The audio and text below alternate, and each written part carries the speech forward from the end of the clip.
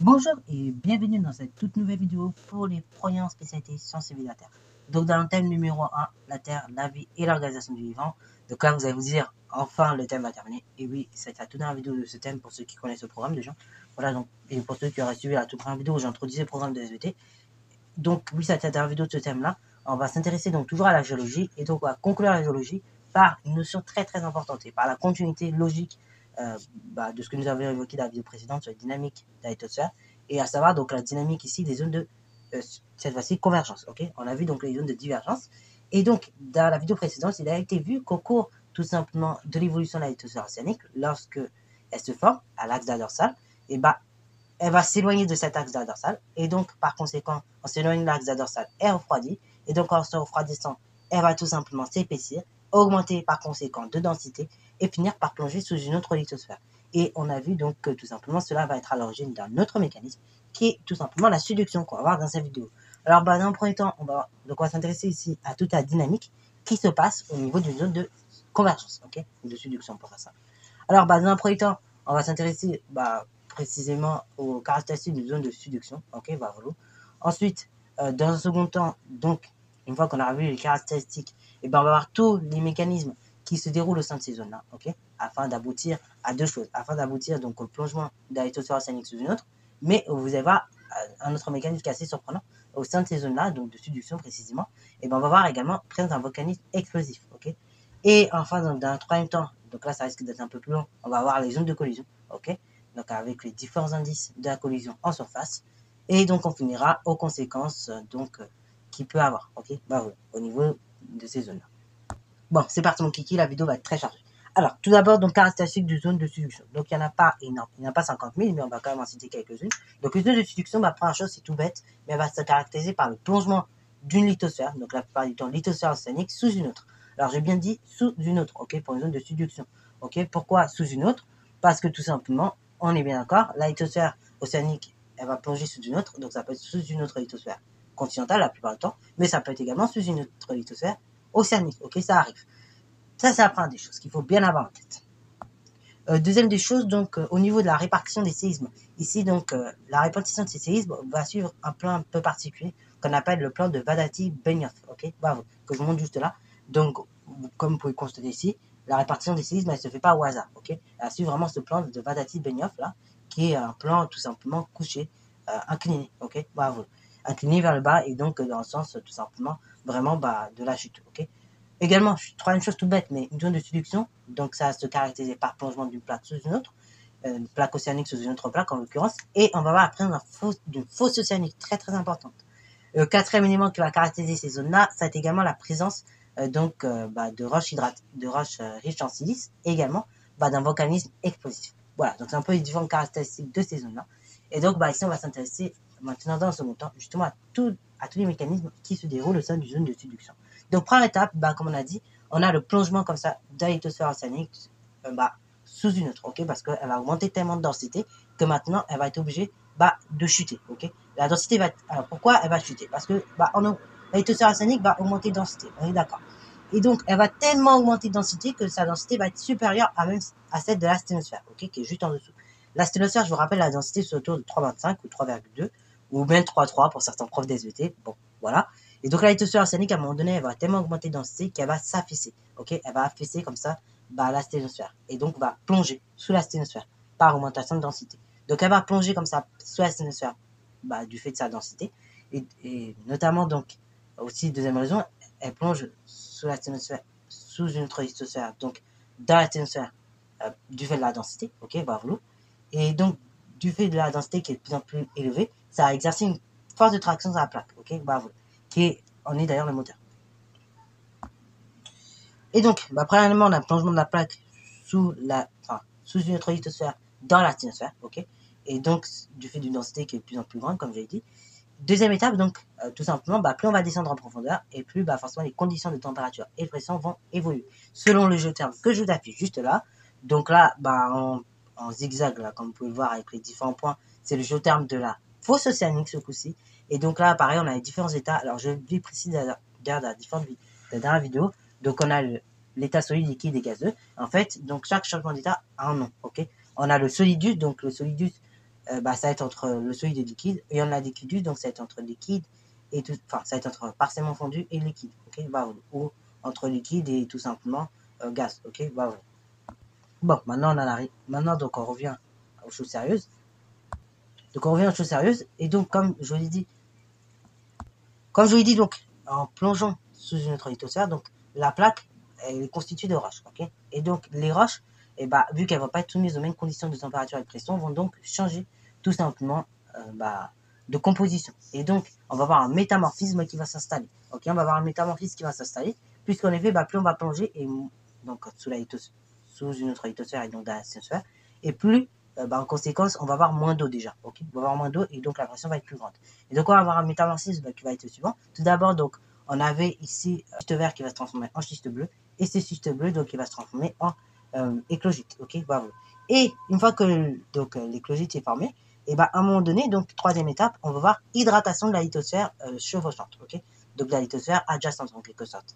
Hydratation donc en eau de la lithosphère adjacente, qui est la conséquence donc de la libération d'eau, et bah, par la lithosphère plongeante, ok. Donc la lithosphère adjacente, elle est hydratée en eau, et donc cette hydratation en eau de la lithosphère adjacente va être à l'origine tout simplement de la fusion partielle cette fois-ci des péridotites, donc du manteau de la lithosphère continentale, qui est sur la droite. Et donc ça va être à l'origine d'un magma qui va remonter le long, le long verticalement, pour former une chambre magmatique. Et donc ce magma-là, il va donner naissance après à différentes roches. Et donc en profondeur, on va voir donc formation de chambre magmatique, comme je l'ai dit.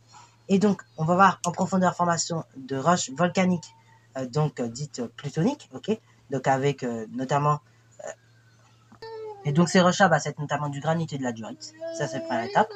Et donc, quand on va remonter, tout simplement le long verticalement, jusqu'à arriver au dôme du volcan, et bah, on va voir comme ça, formation ici, et bah, de roches volcaniques explosives, ok, voilà, à savoir de l'andésite et de la rhyolite. Alors oui, pourquoi le volcanisme explosif? C'est la vraie question que vous allez me poser. Parce qu'en fait, et bah, dans ce cas particulier, il va y avoir un processus qui va s'installer. C'est-à-dire que, en fait, non seulement la roche, donc, la roche, donc, en conséquence, qui va se former, est due à la fusion partielle, donc, des péridotites, ok, voilà, donc, du manteau lithosphérique, ok, voilà, donc, de la lithosphère adjacente. Et donc, dans ces zones-là, on va avoir une forte concentration en silice, ok. Et donc, cette forte hydratation de la roche en silice, et bah, tout simplement, va bloquer en quelque sorte son passage, ok, va bloquer sa circulation, et donc va être à l'origine d'une lave visqueuse par la suite, très visqueuse, et tellement visqueuse bah, qu'elle va avoir du mal à sortir. Elle va avoir du mal à sortir, et donc bah, ça va péter, ça va faire une explosion, ok, bravo. Ce qui n'est pas le cas d'ailleurs dans le cas des dorsales océaniques, je vous tiens à le souligner, ok. Dans le cas des dorsales océaniques, la lave, donc elle n'est pas visqueuse du tout, ok. Elle est fluide, ok, et donc c'est pour ça qu'on a un volcanisme effusif. Tandis que là, et bah, comme on est fortement hydraté en silice, et bah, parce que là, la silice empêche le passage tranquille de la lave, et donc doit exploser pour sortir cette lave. Alors oui, d'ailleurs, petite précision aussi, peut-être certains font encore la confusion entre la lave et le magma, parce que c'est vrai que je vais pas expliquer aussi la différence. La lave, donc, c'est tout simplement ce qu'on va voir, nous, à l'échelle, quand on est en dehors du volcan. Et le magma, c'est ce qui se forme en profondeur, ok, dû à la fusion partielle, encore une fois, des péridotites. La lave, donc, c'est ce qui va ressortir à la surface. C'est juste ça qui va changer. Enfin, c'est juste ça, déjà, la différence entre les deux. Et deuxième différence, c'est surtout que, en fait, votre magma en profondeur, donc, il n'a pas d'air, ok, il n'y a pas d'air. Et il peut être enrichi éventuellement en silice. Tandis qu'en surface, comme il y a de l'air, ça a changé la composition de ce magma qui va devenir de la lave, ok. Voilà, c'est pour ça que, du coup, il y a une différence entre les deux. Bon, et voilà donc tout le mécanisme qui se déroule au sein d'une zone de subduction, ok, qui fait partie donc des grandes zones de convergence, ok. Alors, on a les zones de subduction, mais on a également les zones de collision. Et oui, parce que parfois, tout simplement, ce qui peut se passer, donc, on a non seulement donc plongement d'une lithosphère sous une autre, et ce plongement de la lithosphère sous une autre peut, comme ça, entraîner le rapprochement, va entraîner forcément le rapprochement de deux plaques, et à un moment donné, donc, va entraîner leur rencontre, va aboutir parfois à la rencontre donc de deux plaques continentales, ok. Non seulement on va fermeture de l'océan et donc rencontre de deux plaques continentales, ok. Ces deux plaques continentales, une fois qu'elles vont se rencontrer, vont tout simplement en conséquence, se collisionner, ok, et donc former ce qu'on appelle les chaînes de montagne. Maintenant, donc on va aborder justement dans cette troisième partie. Alors les chaînes de montagne, donc on a différents indices qui vont nous permettre justement de retrouver qui vont nous permettre d'identifier clairement les indices de la collision en surface, ok. Et donc, premiers indices, donc ce sont les plis, ok, les plis. Donc, vous pouvez voir ici. Mais on a également, par exemple, les failles, ok, les failles inverses.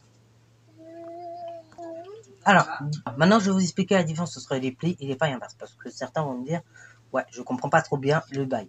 Alors, un pli, c'est quoi? C'est dû notamment, c'est une, une structure géologique qu'on va pouvoir observer et qui sera due donc, tout simplement à une déformation plastique des roches, ok? Alors, déformation plastique, oui, là, je suis en train de vous dire des mots un peu savants, peut-être.